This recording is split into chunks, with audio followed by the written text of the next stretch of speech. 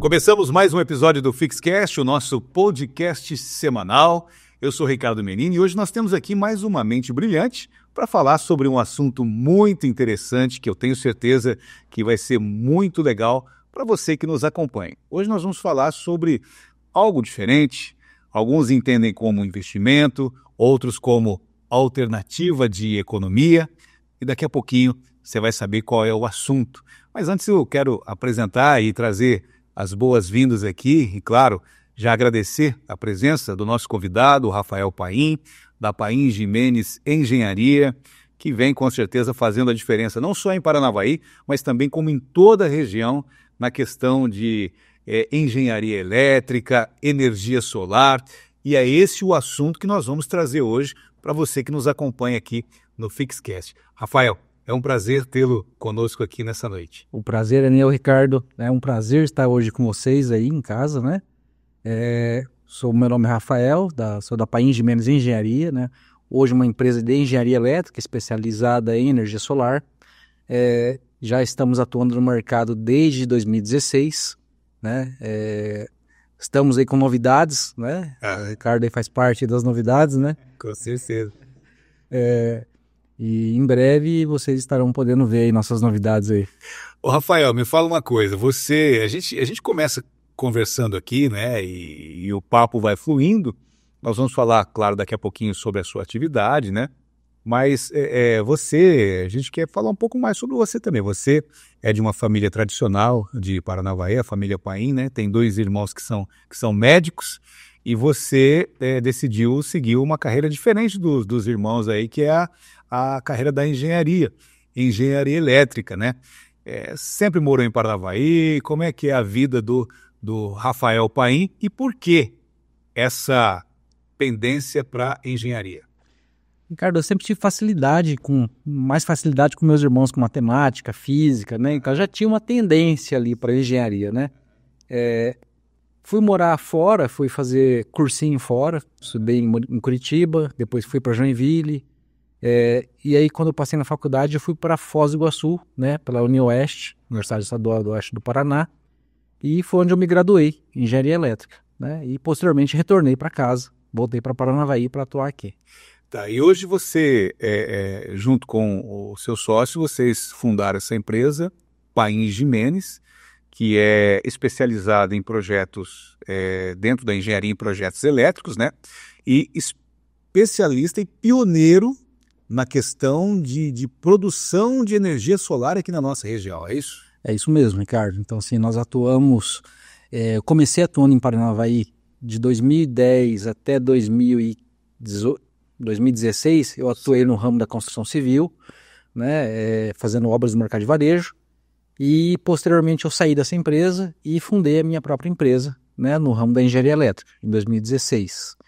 E foi quando eu abri a parte de engenharia elétrica com energia solar, né? E fui me especializar, fui para fora.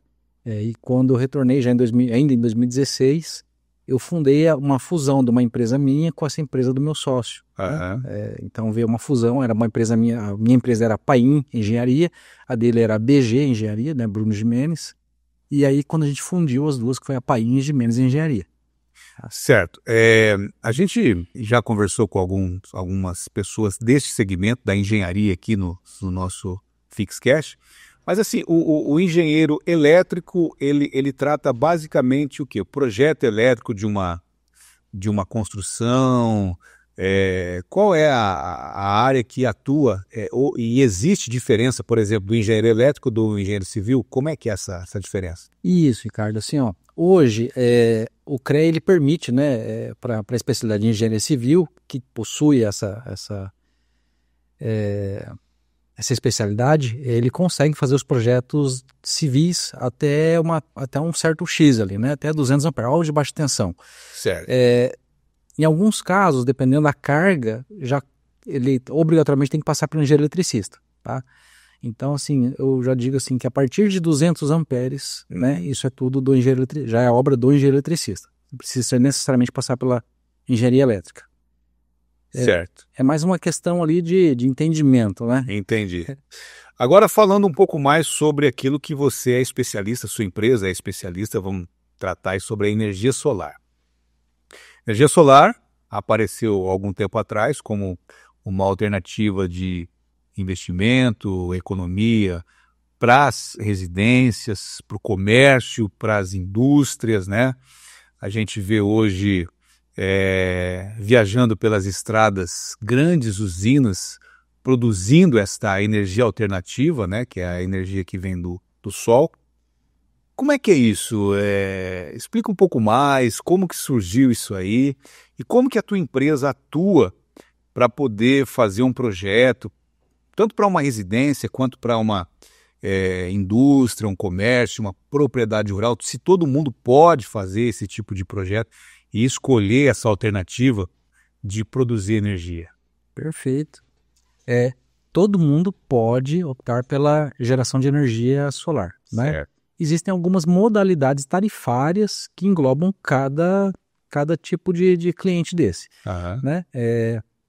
Zona rural, eles até então não tinha ICMS na fatura, então assim, a análise, o que cabe ali é uma análise financeira mesmo, né? A gente vai analisar a fatura do cliente e vai dizer para ele que o tempo do retorno de investimento dele talvez seja um pouco mais longo, porque a tarifa dele é um pouco mais barata. Certo. Tá? E ele também não paga iluminação pública. Né? Já o cliente residencial incide sobre ele uma tarifa, né, um pouco mais cara, e ele também paga iluminação pública. Então, assim, o retorno já começa a ficar mais viável, porque quanto maior for o valor da tarifa de energia, né, mais rentável é o seu sistema. Já na indústria, cabe análise, porque a indústria depende do padrão de entrada, né?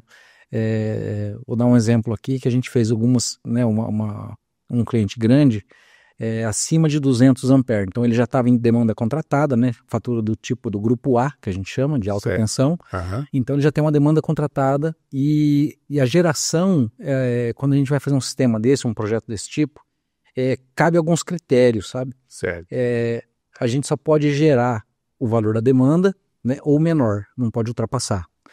Então, assim, quando a gente coloca um sistema desse, o cliente ainda tem que pagar a demanda contratada. E isso reduz, né, drasticamente ali o retorno financeiro. Porque um cliente do grupo B, ele paga a tarifa mínima. O cliente do grupo A vai pagar uma tarifa acima. Certo. Quando eu falo tarifa mínima, hoje já não tem mais por causa da Lei 14.300, incide outras situações ali, né, dentro desse retorno financeiro. Mas assim, na média, o cliente ele vai pagar em torno de 100, 150 reais quando você faz um sistema que atenda todo o seu consumo, né? Dependendo de onde ele se enquadra ali. Já no grupo A, ele vai pagar, né, o valor da demanda, que seria ali R$22 mais ou menos por quilowatt instalado de carga. Certo. Isso reduz, claro, o retorno financeiro. A gente fala conta de luz, né? A conta de luz. Mas, Rafael, assim, para a gente poder entender um pouco mais, por exemplo, eu tenho uma residência que ela é atendida pela energia elétrica, né? E eu gasto lá em torno de R$500, R$600 por mês, né? 3 quartos com ar-condicionado, sala com ar-condicionado, ambientes climatizados, né? No verão gasta muito, né? No inverno vem o chuveiro, aquela coisa toda. Então, assim, por exemplo, uma família que gasta em torno aí de R$500, R$600 hoje, quanto que é o investimento dele numa usina própria de energia solar e em quanto tempo que ele vai ter esse retorno de volta? Vamos traduzir em números para a gente poder... Vamos traduzir em números. Como é que funciona isso? A nossa equipe lá, quando ela recebe uma fatura desse tipo, eles jogam pela média, né? Então, eles vão fazer lá o detalhamento do consumo mês a mês, né, durante o período de 12 meses. Certo. Então você vai pegar pela média de consumo anual e vai dimensionar um sistema baseado nisso. Né? Tipo de telhado, angulação do telhado, direção, né? Tudo isso influencia no cálculo, né? Mas na média, um sistema desse, ele vai dar um sistema aí com umas 12 placas solares de 585 watts, vai custar em média para o cliente final uns R$15.500. Né? E falando em retorno, uma conta de R$600, ela vai cair para os seus R$100 na média. Olha aí. Então, assim, vai dar um retorno financeiro dentro de uns 24 meses, mais ou menos 2 anos. Assim, dentro de um período, acho que ele é muito viável, vantajoso, né? 24 Claro meses que é. pagou o sistema, Com dali certeza. para frente é usufruir. E o sol tá aí, né? Então, assim, você falou questão de angulação de telhado. Como é que funciona, por exemplo, a produção da energia gerada pelo sol? Existe uma época do ano que gera mais, que gera menos? Como é que é isso aí? Com certeza, menina. Assim, ó, o que acontece é que as placas solares estão instaladas sobre um telhado, né? Correto. Então a gente não consegue corrigir muito esse fator de direção e ângulo, né? Mas na média, na nossa cidade, a gente tem lá uma angulação média de 25 graus, né, num painel ideal, né, numa instalação ideal e direcionado para o norte geográfico. Durante o período de verão, o sol está a pico. Então, se ele nasce no leste, se põe no oeste, passando a pico, né, no meio-dia ali, em cima do painel. No período de inverno, no solstício de inverno, o sol ele muda as características, né? Ele continua nascendo no leste, se põe no oeste, porém ele faz um ângulo menor, né, com a superfície. Então o dia fica mais curto, né? A incidência já não está mais ali no grau, né, perfeito para o módulo. Isso produz drasticamente a geração. Na média, né, a gente sempre coloca ali o painel instalado na melhor média de produção anual, tá? Que é em torno aí mais ou menos dos seus 25 graus que eu te falei. Tá, deixa eu te fazer uma pergunta agora, que é uma curiosidade minha, e pode ser uma pergunta besta, mas eu sempre tive vontade de perguntar, nunca perguntei. A energia solar, ela é gerada pelo sol. Mas o que gera a energia? Claro, é captada pelas placas solares, né? O que gera energia? É a luz ou é o calor do sol? É a luz. É o espectro. Mas na verdade é assim. Se o sol estiver mais quente, não gera mais energia. Não, mas é que funciona assim, ó. As placas fotovoltaicas, elas têm uma bolacha de silício dentro, né? Elas estão dopadas ali por alguma outra substância, né? E quando elas recebem a energia do sol, elas começam a fazer esse processo de descarga de elétrons ali, né? Começa a fluir os elétrons e isso é a geração de energia. O que gera energia faz parte da componente dos raios solares, mas é a luz, praticamente a parte da luz invisível, que não é a luz e também não é diretamente o calor. O calor do sol, né? Porque às vezes até a gente conversando, no verão gera mais energia porque o sol está mais quente. Na verdade... Porque os dias são mais longos, né? Justamente. Na verdade, produz mais no verão porque o dia é mais longo. No inverno, a gente tem aí um sol que começa por volta das 7h30, né? E 7 horas da noite já está escuro aqui na nossa cidade. Então, assim, nós temos um dia mais curto. E no verão, sim, nós temos uma incidência do raio solar mais incidente com essa angulação que eu te falei, que ele está mais a pico, e o dia é mais longo, né? 6 horas da manhã, claro, vai até 8, 7 e pouco da noite, ainda tá claro ainda. Legal. Ô, Rafael, me fala uma coisa, quais são assim os principais desafios, né, que esse segmento de energia solar enfrenta? Existem alguns desafios, algumas barreiras que precisam ser quebradas? Tem pessoas que ainda não acreditam nessa forma alternativa de alimentação, que é a energia solar? Como é que é isso? Ricardo, assim, os impeditivos hoje, essa descrença, às vezes, é uma má instalação provocada pela concorrência. Às vezes uma instalação mal feita, uso de materiais inadequados, sem seguir normatização nenhuma, né? Então, quando você pega, às vezes, um orçamento que eu te passei aqui para gerar aí seus R$600 de energia, a 15.500, às vezes nós temos um concorrente aqui ofertando a 13, e a gente sabe que isso... Se você olhar ali, hoje o mercado está muito estável, sabe? Você olha para todos eles, a margem está curta, pequena, todo mundo brigando pela mesma fatia de mercado. Certo. Quando você vê um orçamento desse muito discrepante, pode ter certeza ali, material inadequado, ou nem utiliza material, né, eletroduto, essas coisas, as proteções mecânicas dos cabos, vamos dizer assim, né? E isso faz com que essa má instalação ela tenha uma vida útil menor, ela funciona ali 1 ano e o cliente fica insatisfeito, começa a falar mal do sistema solar e não da empresa que instalou. Certo. Né? E isso causa descrença no mercado, né? Isso prejudica não só a empresa dele, mas como todas as outras. Certo. Sim, a questão hoje da escolha alternativa para a energia solar, a produção, é justamente o fator econômico, a economia, né? E é claro que hoje nós temos a energia produzida pelas empresas que fornecem a energia elétrica e também a energia fotovoltaica. O custo disso, essa diferença, ela incide em quê? Ela incide mais nas questões tributárias ou a própria geração? Qual que é a diferença nessa questão de custo, por exemplo, hoje da energia solar e a energia elétrica? Olha, o que aconteceu? Eu vou contar a historinha do que aconteceu para que isso... Aqui é para contar a história. Para que isso acontecesse, né? Vamos lá, o governo fazia investimentos em grandes usinas, né? Usina hidrelétrica de Itaipu, né? Mas para acontecer uma grande usina dessa forma, né? E que ela fosse sustentável, que ela fosse, aliás, de fonte renovável, ele precisou alagar quilômetros e quilômetros quadrados ali, né? De área para fazer uma represa, fazer um represamento de água. Quem não se lembra das 7 quedas, né, Guaíra? Foi tudo alagado ali, né?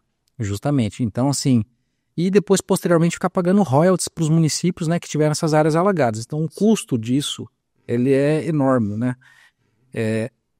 Hoje, devido às leis ambientais e tudo, é quase impossível conseguir fazer algo parecido, como foi a Itaipu.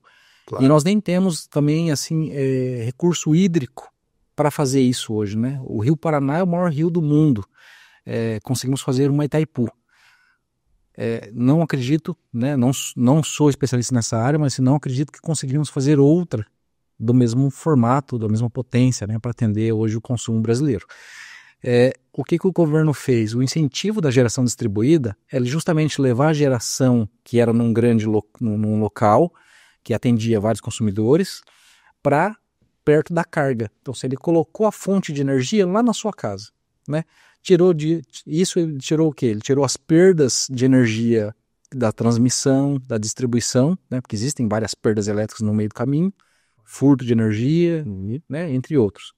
Então, ele colocou tudo isso para o cliente final e, juntamente com isso, ele colocou o custo da manutenção da fonte de geração para o cliente final também. Então, tirou toda a bagagem deles e jogou no cliente final. Certo. Para o cliente final também é um baita do negócio, né? Porque ele consegue de forma sustentável produzir a sua própria energia e de forma mais barata, né? Se você pôr na ponta do lápis, um sistema hoje tem uma vida útil aí, os painéis a gente está falando em 25 anos de produção de energia, certo. Os inversores aí em torno de 10, vai ter que fazer uma troca e tal, mas 10 anos aí de vida útil do inversor, então é um custo relativamente barato de produzir energia, né? E você está produzindo lá na própria carga, sem ter perdas. Deixa eu te perguntar uma outra coisa, não sei se é muito sua área também, mas você convive com isso, talvez você consiga nos responder. A questão da legislação, a parte tributária da energia solar, que às vezes preocupa muito as pessoas em instalar, hoje está de um jeito, mas amanhã, de repente, o governo pode taxar. Como é que está funcionando isso aí? Tá. Existia bastante esse murmúrio aí antigamente, porque nós não tínhamos lei. Era tudo baseado em resoluções, resolução normativa da ANEEL. Então tivemos a resolução 482, depois tivemos a 567, e agora virou uma lei federal, 14.300. Né? Com a lei é muito mais difícil hoje fazer alterações. Claro, revocar um artigo, né? Não tem. Justamente. Já existe uma lei que já está em vigor, né? Não tem. Justamente, Ricardo. Então, assim, hoje nós estamos aí respaldados pela lei. Certo? Então, acho que a dificuldade, ou assim, quem tem esse medo ainda, pode ficar tranquilo, não precisa ter medo, nós estamos respaldados pela lei. Tá. Ô Rafael, e hoje a gente percebe que cada vez mais as pessoas estão procurando essa energia alternativa, né? Essa solução alternativa, não só para as empresas, como comércio, indústria. A gente vê situações de cooperativas também, dividindo a produção de energia. Como é que funciona isso? Eu posso, de repente, através, juntar a minha família, um exemplo, montar ali a nossa usina familiar e dividir um pouco para cada um? Existem diversas modalidades de geração, tá? De compartilhamento, enfim. Então existe o sistema hoje, a gente chama de autoconsumo, é você produzir num local e mandar para um outro local do mesmo CPF ou CNPJ, então isso é chamado de autoconsumo. E existe a modalidade aí de consórcio, cooperativa, associação. Então hoje assim abriu-se muito o leque, né, para essas modalidades de geração. Tá? A gente vê grandes usinas na nossa região sendo feitas aqui por causa do alto índice de radiação solar, né, baixo índice de chuva, e então nós temos um local muito adequado para ser feito, embora a gente precise fazer uma análise ali de rede da concessionária de energia para ver se ela suporta, né, essa geração. Isso quando a gente fala em grandes gerações, né, usinas grandes. Mas sim, existe a possibilidade de ser feito da forma que você falou, fazer uma usina em nome da família e distribuir para a família. Como eu te falei, dá para fazer uma associação entre a família, e você não precisa transferir as titularidades para um único nome. Certo. Tá? Porque uma forma também seria, você transfere lá a titularidade para um nome só, e dessa forma você faz, né, ali o autoconsumo remoto, né? Gera em um lugar e manda para os outros. Legal. E eu consigo, por exemplo, assim, cobrir a minha fábrica, a minha indústria, o meu comércio com placas solares, produzir tanto energia para o meu comércio ali, para o meu trabalho, né? E também para a minha residência? Sim, perfeitamente, é possível, né? É possível desde que as faturas estejam no mesmo CPF ou CNPJ, na modalidade de autoconsumo remoto. Certo. Se eu não quiser transferir as titularidades, aí vai precisar ir abrir como te falei, né, um consórcio, ou uma cooperativa, ou uma associação. E toda usina precisa ser feito um projeto, claro, né? Com certeza, Ricardo. Assim, ó, a Copel, na verdade, assim, hoje, para a gente poder acessar a microgeração, mini geração, é necessário passar com um projeto pela Copel, né? Então, assim, a gente já faz a aprovação do projeto, né? É emitido a RT, anotação de responsabilidade técnica e projeto Copel. Tá. E essas usinas que a gente vê nas estradas aí, aquele mundaréu de placas, elas estão produzindo energia para quem? A gente tem bastante empresas aqui de fora, que a gente tem conhecimento. Algumas são de cooperativas, né? Então, assim, existem os prosumidores e os consumidores. O prosumidor entra naquela modalidade que ele está gerando para o grupo e o consumidor comprando do grupo. Certo. Tá? Então, assim, a gente sabe aí de algumas usinas aqui na nossa região nessa formatação, e existem outras também na modalidade de associação. Tá? Legal. Que funciona da mesma forma, né? Existem pessoas ali associadas que estão só com a intenção de comprar uma energia mais barata, e existem as outras que estão produzindo energia e vendendo para esses associados. Rafael, uma outra coisa também que a gente ouve falar muito a pessoa tem lá uma usina em casa, ela produz energia, ela consegue suprir toda a demanda dela residencial, e o excedente ela também coloca à disposição da companhia. Eu já ouvi dizer isso, é possível isso? Não, justamente, assim, na verdade, enquanto nós estamos produzindo energia durante o dia, né, no horário mais forte, vamos dizer, de sol, a gente normalmente está produzindo a mais do que a gente precisa naquele momento. Então, essa energia ela vai destinada já para a concessionária, né? Ela atende os consumidores vizinhos que não têm, vamos dizer assim, que estão ali com a carga maior do que produz ou não tem produção de energia. Tá? Então, ela flui nesse sentido. Só para a gente entender, quer dizer então que a companhia de energia ela vai pegar, de repente, a energia que eu produzo e vai vender para alguém que não produz no custo dela. Justamente. É fluxo de potência ali, né? Certo. Você está produzindo mais do que você está consumindo, ela está fluindo para a rede elétrica da concessionária. E, consequentemente, ela está abastecendo a vizinhança ali. Tá? E como é que funciona esse... É claro que é algo assim difícil de explicar, mas tem que ter um convênio, né, entre a concessionária de energia e as residências. Como é que é isso? Não, na verdade, seja o processo comum, né, hoje da geração distribuída, e a concessionária, quando a gente entra com o processo e faz a aprovação do projeto, ela faz a troca do relógio do cliente, né, do relógio de medição de energia, e ela coloca lá um relógio bidirecional, que ela mede tanto o consumo desse cliente quanto a injeção de energia na rede desse cliente. Isso é para poder fazer a continha de mais e menos, porque no final do mês, na hora que faz a leitura, né, ela faz a continha do mais e menos, quanto você consumiu e quanto você injetou na rede. E você vai pagar a diferença ou vai ter como crédito essa diferença. Tá. E hoje as construções, as pessoas que estão investindo em construção, por exemplo, tanto de de barracão para locação, para trabalho próprio, as novas residências, né, que estão vindo aí de forma bastante sustentáveis, elas já procuram essa alternativa, já no projeto incluir a energia solar? Justamente, assim, as novas obras, já, né, a maior parte delas já estão procurando a gente lá para fazer o projeto e deixar tudo previsto, né, para não ter depois fiação exposta, eletroduto aparecendo lá na parede do cliente. Então eles querem já deixar tudo embutido, tudo escondido, né, e dessa forma fica lá um ambiente mais bonito, né, mais clean. Claro. Me fala uma coisa, e a empresa Paim Jimenez também, após fazer o projeto, implementar o projeto, vocês fazem o acompanhamento de sair junto com o cliente também para ver o resultado? Como é que Justamente, Ricardo, assim, ó, a gente teve bastante tempo aí para a gente amadurecer, né? Nós estamos aí desde 2016. No começo, a gente fazia um acompanhamento de ir lá com o cliente, verificar o sistema e entregava um relatório. A coisa mudou, a gente se aperfeiçoou, né? O mercado mudou, né? Fez com que a gente fosse buscar novas soluções. Hoje nós estamos trabalhando diferente. Hoje nós fazemos o acompanhamento semanal, né? A gente acabou de entregar a obra para você, por exemplo. Certo. Né? Eu vou fazer um acompanhamento diário durante uma semana, para mostrar e para a gente também verificar se o sistema está funcionando 100%. Após uma semana eu te faço a entrega dele. Eu falo assim, olha, Ricardo, está tudo certo, seu sistema está ok. A partir de agora, o nosso setor de monitoramento, que tem uma pessoa específica lá na empresa que fica monitorando os sistemas, ela vai emitir um relatório mensal para você durante o período de um ano. Tá? Isso é nosso, né? O que a gente consegue proporcionar para o cliente. Então, uma vez por mês, ele vai receber lá um relatório mensal da geração, sabendo quanto gerou o sistema, né? Como é que está a produção dele, né? Se está lá 100%, 90%, está com sujeira ou não está. E após um ano, aí encerra-se nossa garantia de mão de obra. Então, após um ano, a gente começa a ofertar esse serviço novamente para o cliente e já juntamente uma limpeza, né? E manutenção do sistema.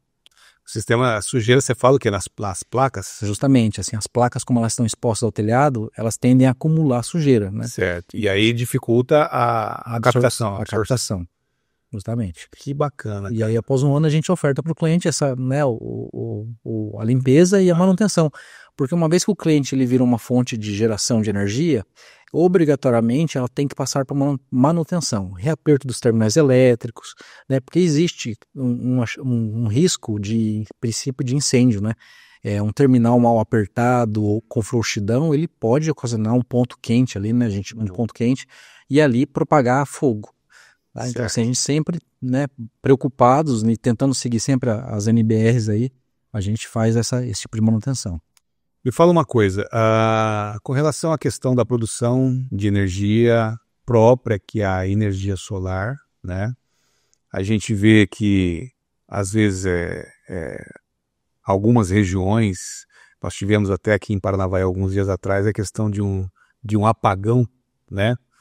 Eu queria que você falasse um pouco mais sobre a situação do gerador híbrido, né? Que ele funciona tanto quanto com energia elétrica quanto energia solar. Já é uma transformação, nós vamos ter futuramente só o gerador de energia solar, ou já existe isso aí? Ricardo, vamos lá, já existe, né? Embora seja um custo ainda elevado, tá? Então, assim, a gente estuda muito essa questão de viabilidade. Aonde vai ser empregado um sistema desse? Mas antes eu vou te falar o seguinte, o sistema mais conhecido hoje pela população é o sistema on-grid, sistema conectado à rede elétrica, né? E ele funciona de forma conectado à rede.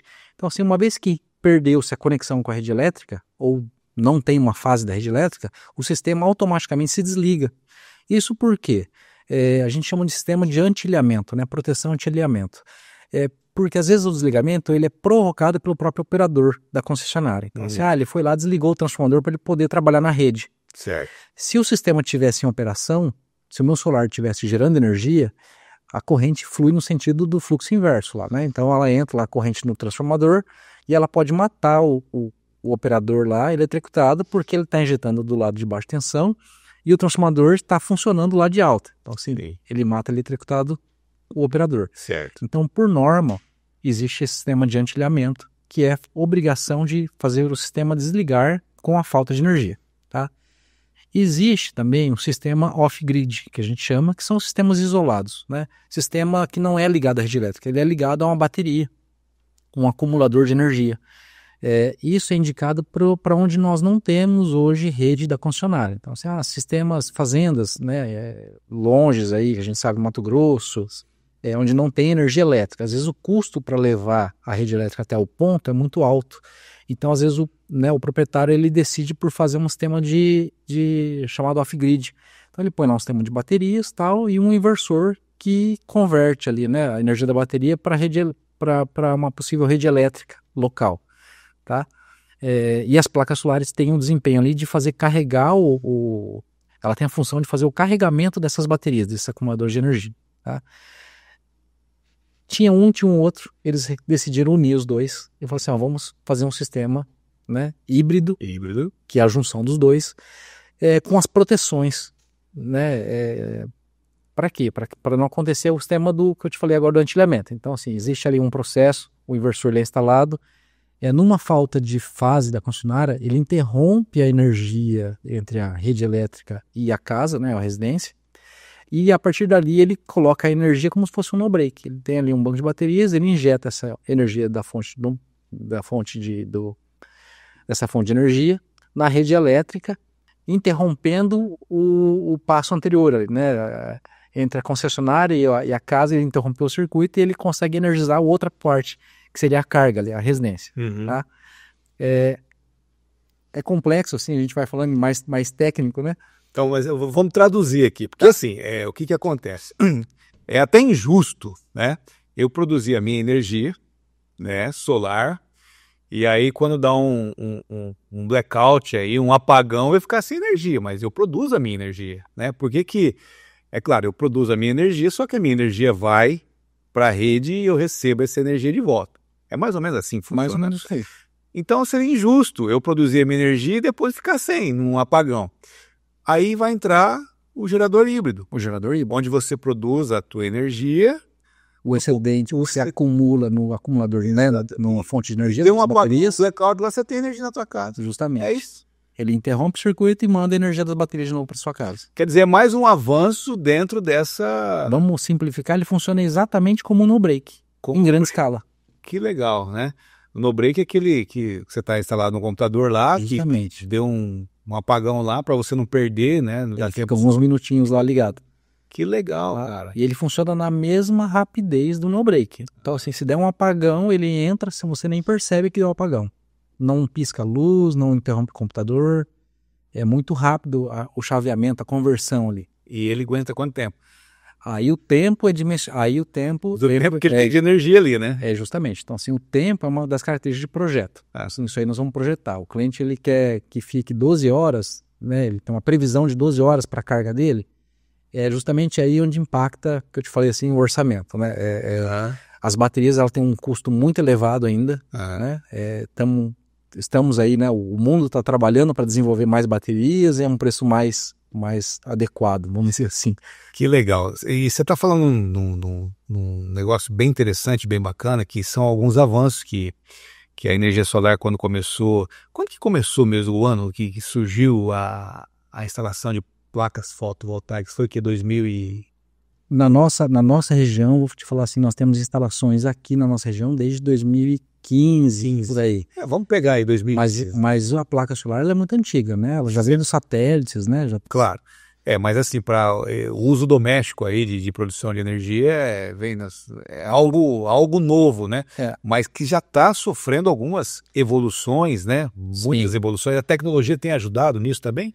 Com certeza. Hoje mesmo eu estava assistindo ali uns treinamentos ali, eu já vi que tem placa vindo para o Brasil já mista, né? Com aquecimento de água embutida nela. Olha aí. Tá? Então, assim, vai poder unir as duas tecnologias que são, né, excelentes em um único produto. O aquecimento de água e a produção de energia. Justamente.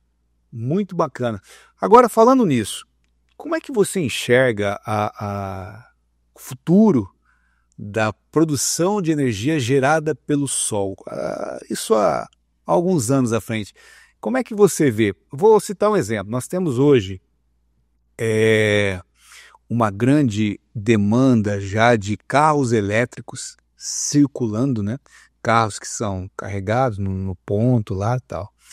Você acha que futuramente nós teremos aí os carros elétricos já movimentados pela energia solar, com placas solares no teto do carro? É possível isso?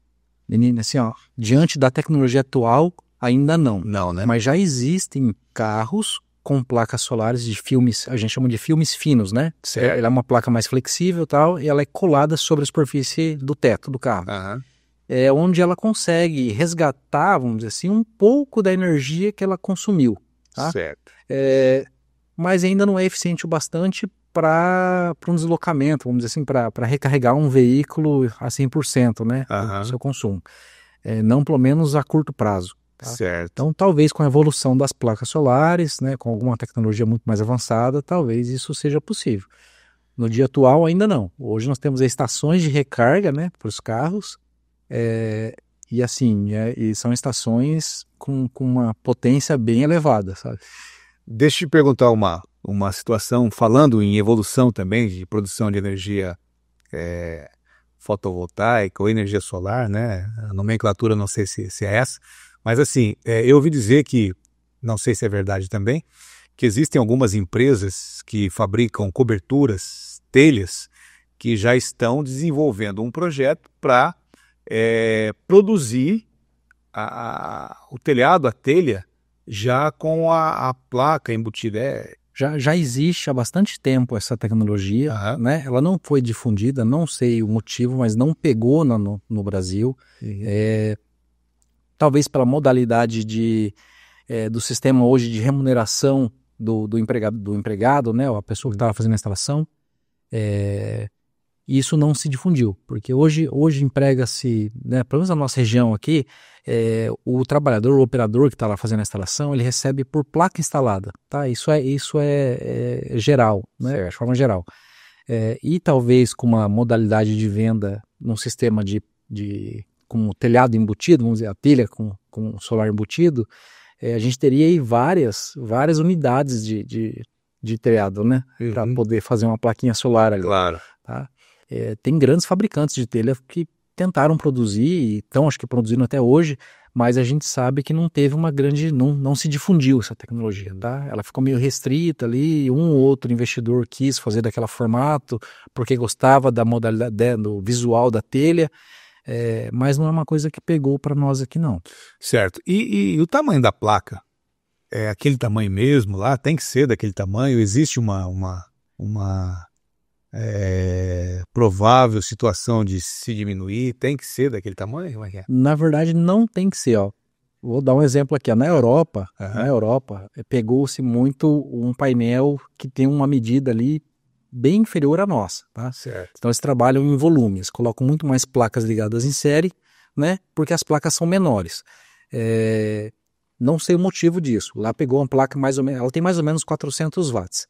Para nós aqui no Brasil, quanto maior a placa, parece que mais o mercado absorve, sabe? Assim, eles querem placas maiores. Justamente, talvez, por causa do tipo de rentabilidade da mão de obra. Na hora de pagar o operador, você tem uma placa maior, diminui o sistema, você paga menos na mão de obra.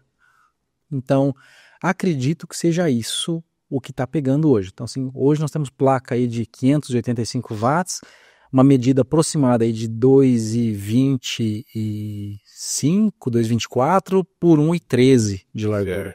Então, assim, são placas grandes. E a produção dessas placas para captar energia solar, existe diferença de uma para outra? Uma capta mais, outra capta menos, ou é tudo a mesma? Tem essa? Tem, Ricardo. Assim, ó, placas mais antigas, elas eram feitas de silício policristalino. Ela tinha uma eficiência ali até uns 20% de produção, tá?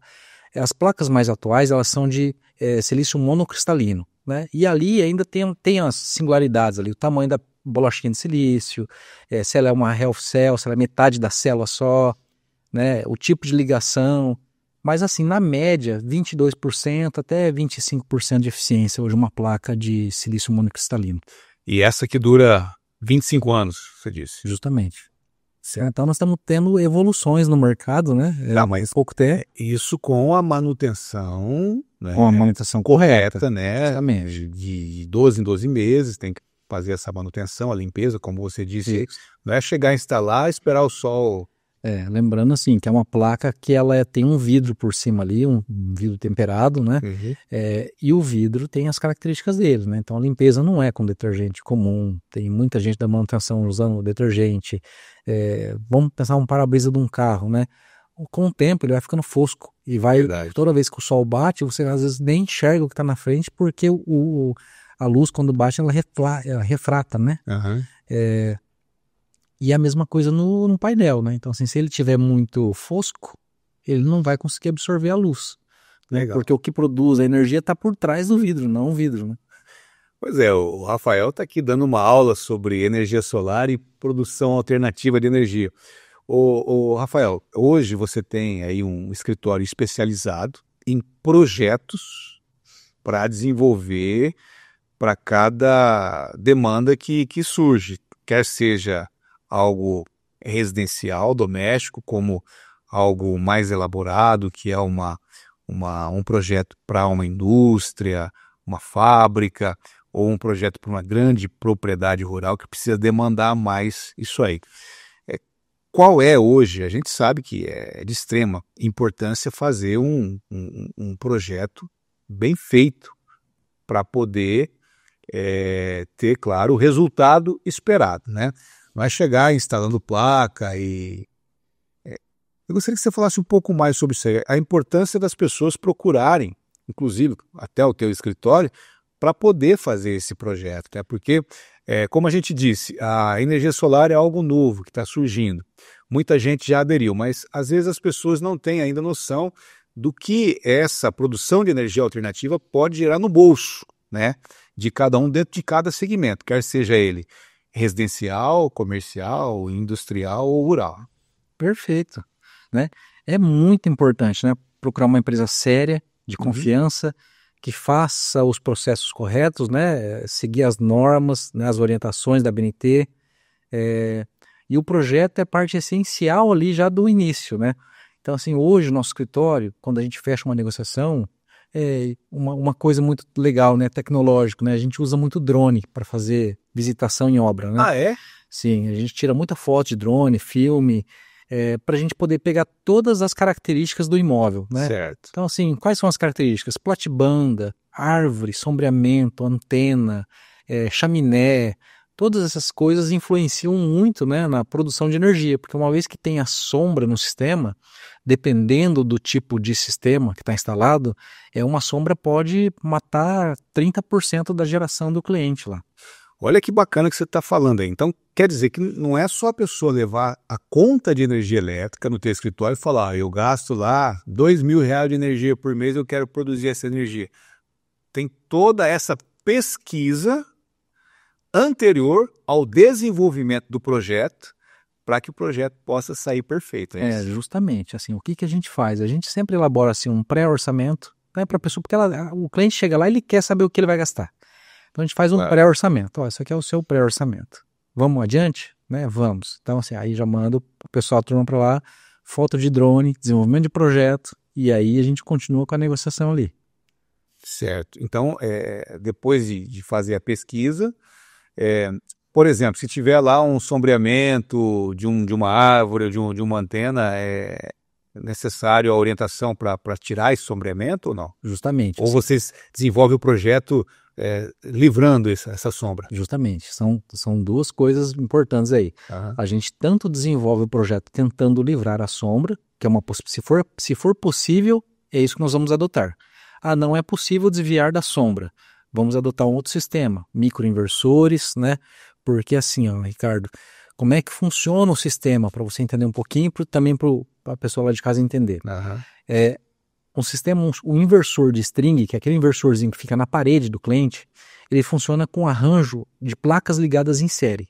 Uma vez que você tem a sombra em uma placa solar dessa, influencia, porque como ela está ligada em série, ela influencia em todas as outras que estão ligadas nesse mesmo arranjo.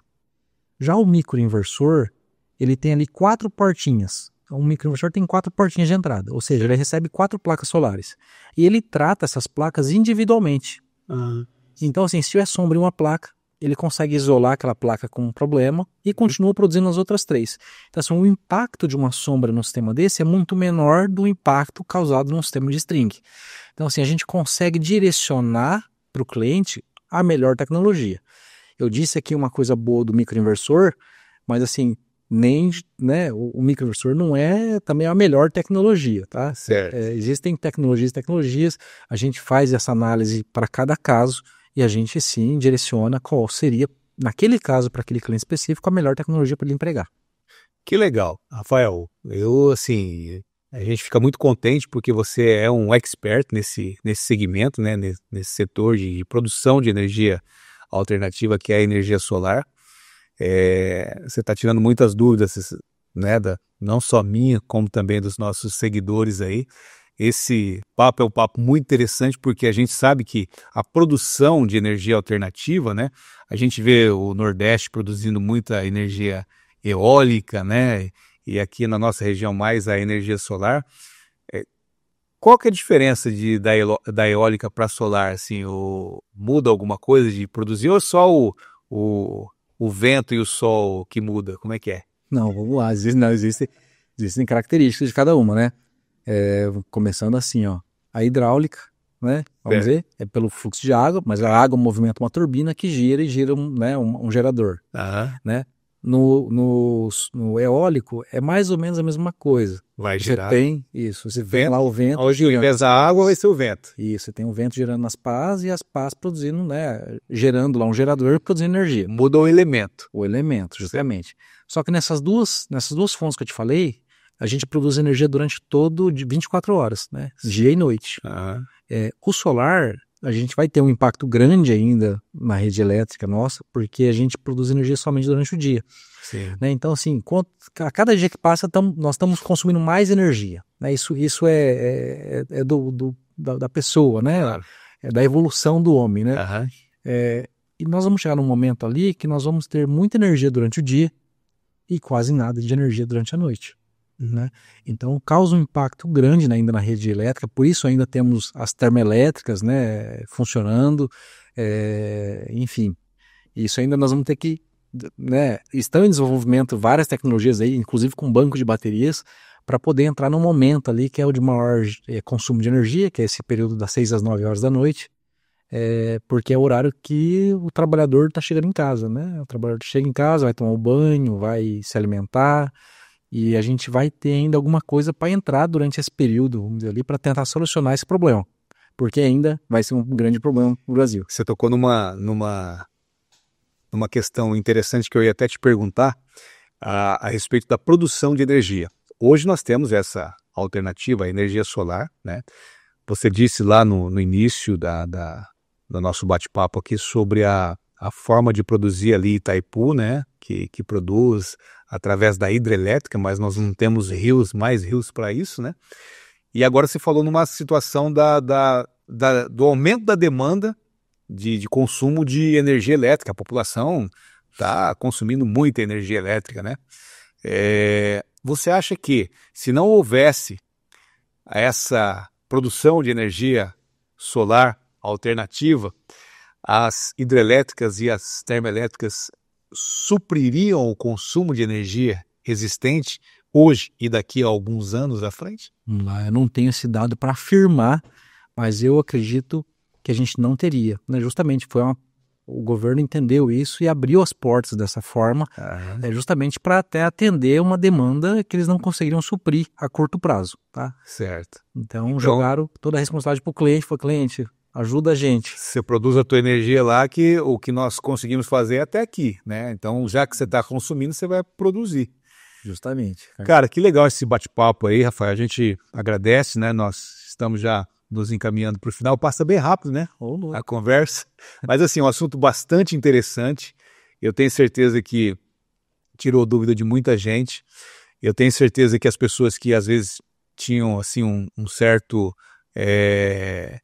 medo, receio de fazer uma usina, instalar em casa, economizar por conta de legislação ou, né, qualquer outro tipo de situação aí, já tirou essas dúvidas e o pessoal vai te procurar no teu escritório, que fica ali no Jardim Oásis, em Paranavaí, né? Isso. Uma grande sede está sendo construída lá para poder atender Paranavaí também, toda a região. A Paim Jimenez atende Paranavaí, região, Brasil, como é que é? Justamente. Nós atendemos hoje, nosso foco está na região do Paraná, certo? Mas nós atendemos também Mato Grosso do Sul, tá? Todos os outros estados aqui ao redor.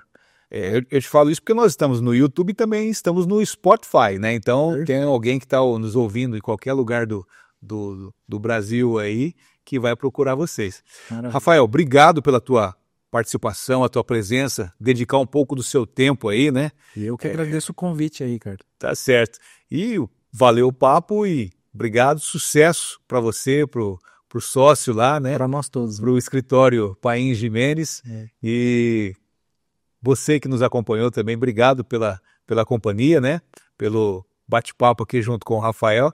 E, claro, uma próxima oportunidade nós conversamos novamente, Rafael. Perfeito, Ricardo. Eu quero agradecer mais uma vez aqui, né, o convite. Foi muito bom, né? Tentar esclarecer as dúvidas aí do consumidor. Né? Estamos lá de portas abertas para receber todos vocês. Hoje nós falamos sobre a produção, consumo, projetos da energia solar aqui no Fixcast. Em breve voltamos aí na próxima semana com um novo assunto e, claro, mais uma mente brilhante conversando com a gente aqui. Um abraço e até o próximo Fixcast.